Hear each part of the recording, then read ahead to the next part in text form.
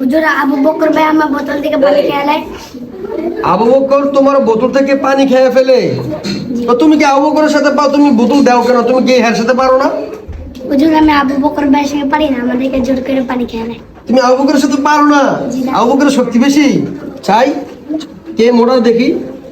ও, আবু বকরের শক্তি অনেক বেশি। আবু বকর তুমি হ্যাঁ বোতল থেকে কেন বাবা পানি খেয়ে ফেলো? না, পানি পয়সা বেশি লাগবে। তোমার পানির পিপাসা বেশি লাগছে। আচ্ছা শোনো, তোমার পানির বোতল দিয়ে তুমি পানি খাবা, আর যার যার বোতল দিয়ে তে তে পানি খাবে। যার যার বোতল দিয়ে তে তে পানি খাবে। কারোর বোতল দিয়ে কেউ মুখ লাগে পানি খাইবা না। খাইলে কি হয় জানো?